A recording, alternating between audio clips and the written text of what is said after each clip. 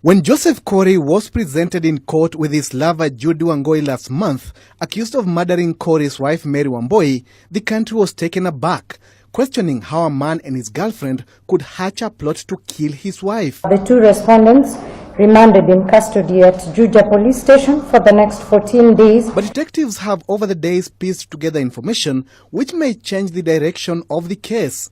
CCTV footage acquired from various locations and photos retrieved from Judy Wangui's phone hours after the gruesome murder have shed more light on the murder and the character of one of the suspects, Judy Wangui.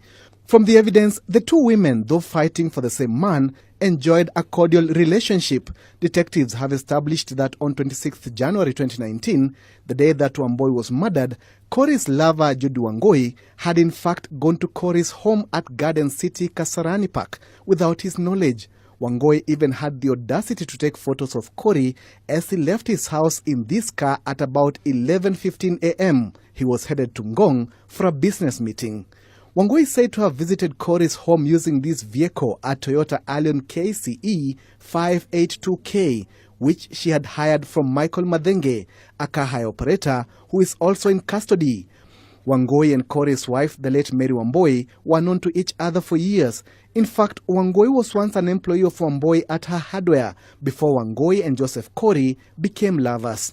It is not clear how Wangui and Wambui communicated, but soon after Kori left, Wambui came to meet Wangui. They decided to visit TRM and then Homeland Hotel for lunch, but as fate would have it, Wangui's hired Allion car developed mechanical problems, and so the two decided to use the late Wambui's Mercedes-Benz KCC 068U. Meanwhile, Wangui continued to take photos of the late Wambui secretly, and before they left Wambui's residence, the deceased was kind enough to call a mechanic in order to fix the stalled Allion car for Wangui. CCTV footage from Homeland Hotel indicates that the two arrived at the hotel at about 1:15. Photos retrieved from Wangui's phone show two people who seem to enjoy each other's company, so much so that they even shared meat together in what seems like childhood bliss. Little did Wambui know that hours later, she would be dead. After the mechanic fixed the Allion car which the two had left at Kori's home, he is said to have driven it to Homeland Hotel and parked it, handed over the keys to Wangui, but forgot to give her the hotel gate pass. The two ladies left the hotel at about 6:18, traveling in the late Wambui's car, and headed straight to Judy Wangui's home at Four Ways, Kiambu. Why Wangui did not use her Allion car is still unclear. The two ladies spent 3 hours at this residence. It is believed that it is at this point that the two quarreled after Wambui saw photos of her husband with Wangui at Wangui's house. An argument which police said degenerated into a fight, with Wangui allegedly hitting Wambui's head with a pressure cooker at least 9 times. She is then alleged to have wrapped her body with beddings after using a sharp knife to cut sections of her hands. Wangui then left Foy's Junction driving the late Wambui's car at a few minutes to 10 o'clock. The lady abandoned the vehicle near Homeland Hotel. She then went to the hotel and tried to leave using the Allion vehicle, which had been brought by the mechanic. CCTV footage indicates that at this point, security officers refused to allow the car to leave without the pass. She resorted to using a taxi. The taxi KBU 981 dropped her at her residence at Four Ways Junction. It is at this time that she called Michael Madenge, the car hire operator.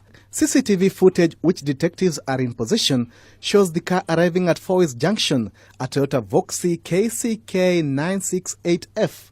Wangui and Githai leave using the Voxy, headed to Homeland Hotel, where Wangui shows Madenge where she abandoned the late Wambui's vehicle. She then explains that she had a quarrel with Wambui and convinces Madenge that they should go back to Four Ways, where Wambui was. This time round, Wangui was driving the late Wambui's Mercedes-Benz.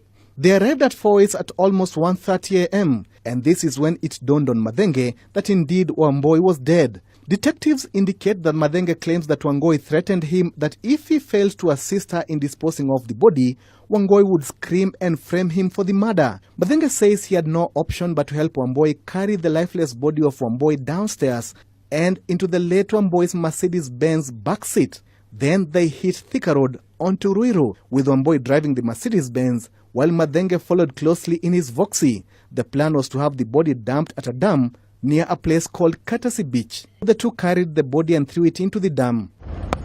They then drove to Kwamaiko in Githunguri and abandoned the Mercedes-Benz before driving off in the Voxy to Fourways at about 5 a.m. Kori, on the other hand, is said to have returned home at about 10 p.m., only to find the wife missing. In a spurt of rage, he is said to have sent her a text and told her not to return home, but continue enjoying herself. The next day, according to Kori's statement, his attention was captured by the numerous messages on social media about the discovery of a lifeless body in Juja. He informed detectives that he decided to drive there, only to realize that it was his wife. Kori was to later learn that his wife had sent him a message indicating that she was at Wangui's place and she needed help. It is at this point that detectives apprehended him, and using his phone, they were able to contact Wangui and told her that they meet at Homeland Hotel. That is how Wangui was apprehended. They were taken to Juja police station for questioning. Later, Michael Madhenge was apprehended and presented before court. Franklin Masharia, K24 TV.